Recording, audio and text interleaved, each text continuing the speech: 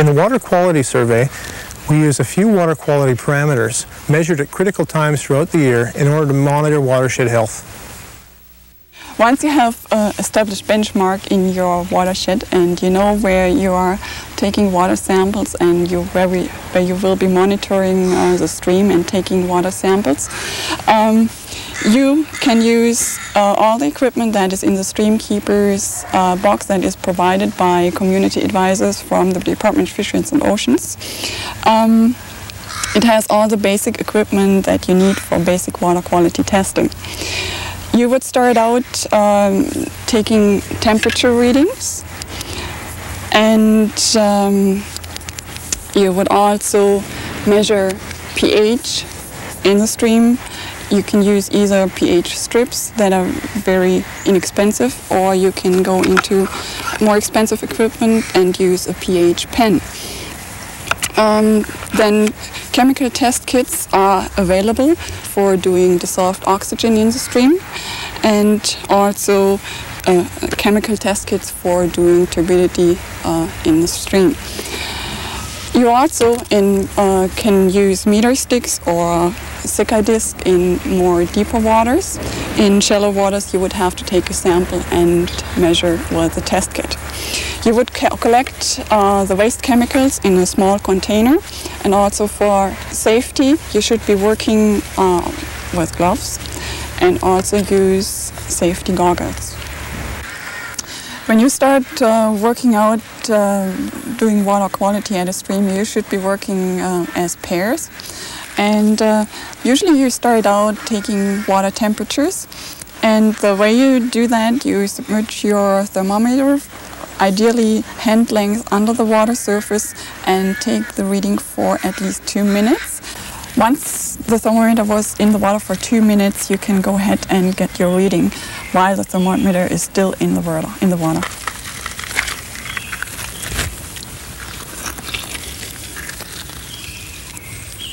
And it's 14 degrees. The next step, you would have to test the pH to get some information about the acidity in the water. One way of testing the pH would be using pH strips. You dip the strips into the water, and then according to the pH in the water, it might change its color and you get a reading of the pH. After that, we probably could use our pH pen. This is a little bit more accurate, and get a pH reading with a pen, and we can compare our results.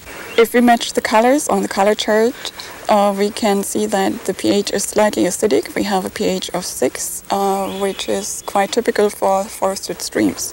So it looks the pH of 7 is a good pH for salmon habitat.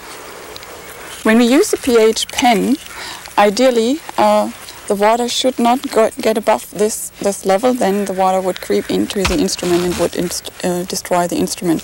This pH pen works very simple. You just push the button, it goes on, and we dip it into the water up to here, and it should give us a more accurate pH reading. Okay, that's fine. So we get a pH reading of 6.2. This is more accurate. We have a slight acidic pH in the stream, and this is very typical for a forested stream. And it also indicates it's a good pH range, within a good pH range for salmon habitat. So now we have done the temperature and the pH in the water. These were very simple techniques that we have been using. Now it becomes a little bit more technical with using chemical test kits. But before we go on with doing the dissolved oxygen in the water, I'd just like to mention that the dissolved oxygen is directly related to the temperature in the water. The higher the temperature, the less dissolved oxygen we have in the water. And dissolved oxygen is very important for aquatic life in the stream. If they don't have enough oxygen to breathe due to pollution or whatever reasons, they won't survive in their habitat. Okay, let's get started now with the dissolved oxygen kit. We start out taking a water sample in this bottle, in this container, and so you would take your sample so that it overflows the bottle, and then we add chemicals to the water sample, and we have to let it sit for a while. It will flocculate, and the precipitate has to sit and settle down for a while before we can get our actual reading. All right, now we have our water sample. We have the bottle overflown, and it looks like we don't have any air bubbles. Now we have to look at our safety features. We have to use safety goggles and safety gloves. All right, so you can use this clipper, nail clipper. And the chemicals come pre-packaged in little pillows. And it says this is reagent number 1, so you would open the pillow with the clipper and add it to your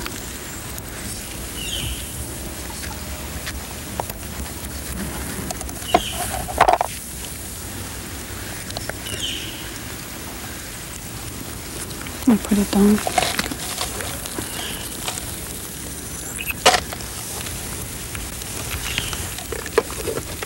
Then we have to use reagent number 2.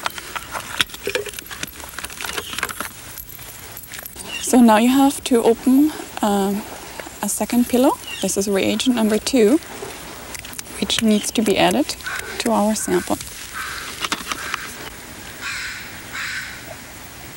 It's always that little bit that gets stuck in the bottom. All right.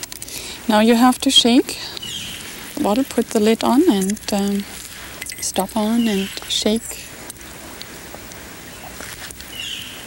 the bottle.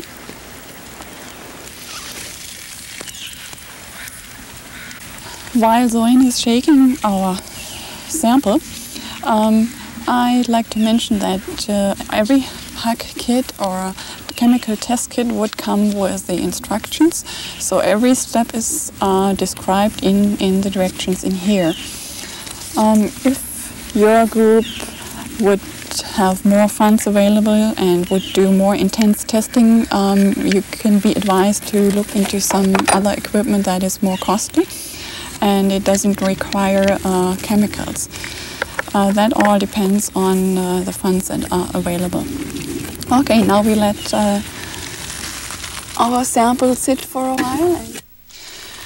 Now we go back to our dissolved oxygen testing. We had to let our sample sit for 4 or 5 minutes, and yes, we do have a precipitate here.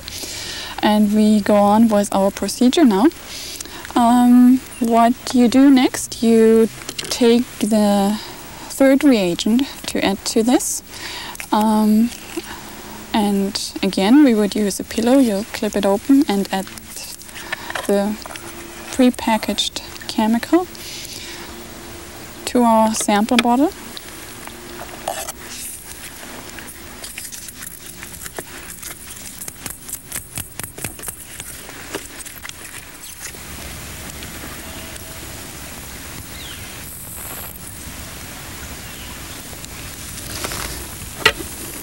Add the stopper and shake it. The precipitate should disappear now. Got air bubble in there.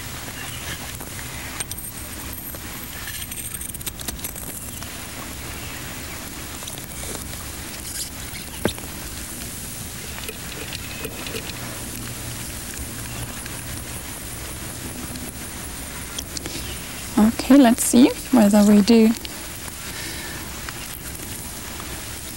Yeah, okay, shake it a little bit more.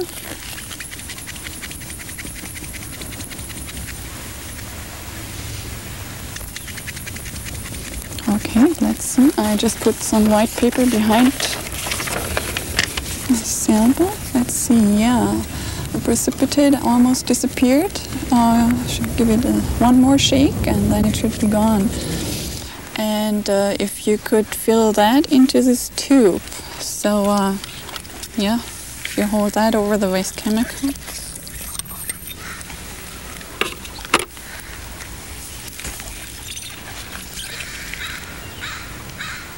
Fill it up to the top, the tube. Okay, great.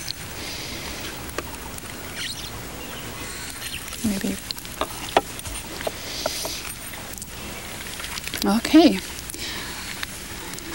And we transfer now the defined volume into the square glass bottle.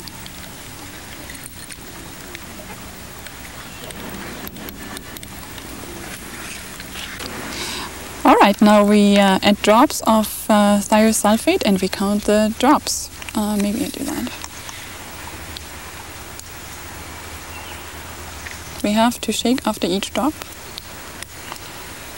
So that was 1, 2. It's lightening up.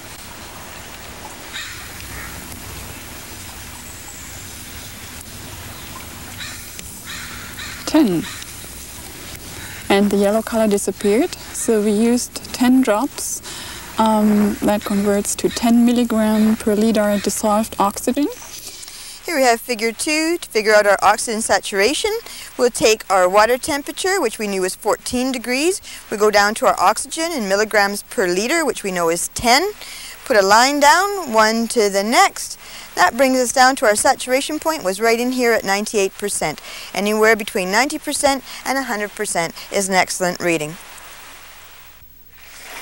So welcome back to Hastings Creek. On the day that we did our original sampling and inventories on the stream here, turbidity wasn't a problem.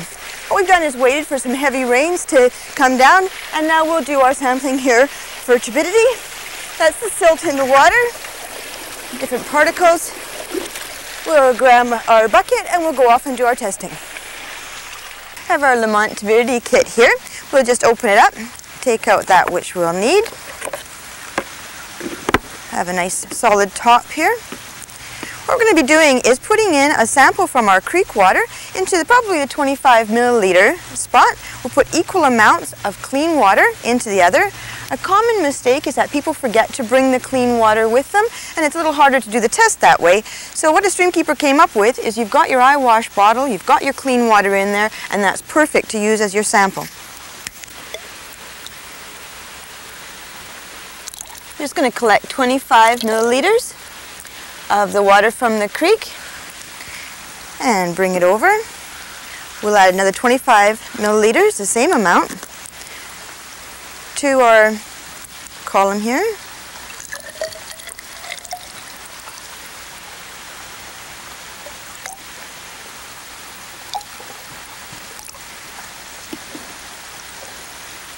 I'm going to look down into the containers at the black dot on the bottom of the column. Look down into the bottom at the black dots on the bottom. If you can see the two dots equally clear, turbidity is not an issue and you can just carry on. As with this sample, it's a little bit more turbid in this one. You can't see the dot as well, so what we'll do is carry on. Put them back down onto a solid surface. Take our reagent and shake it vigorously. We'll then add 5 milliliters of the reagent to the clean water, to the distilled water. Put that in. Take your stir stick. Stir both the clean water and your creek water, just in case it's all settled out to the bottom. And take another look into the top. This one is still far easier and clearer to see. So we'll do another 5 milliliters. And again, we'll stir both samples and take a look at the top. Continue doing this until such time as the dots on the bottom look the same.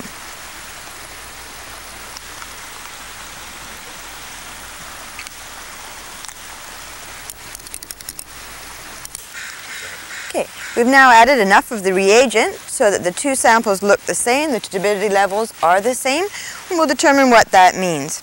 We added 4 measured units, so we go to 4, and we were at 25 milliliters in our cylinder. So we go across, and that's 40 Jackson turbidity units. We'll take that and we'll put it into our water quality index forms.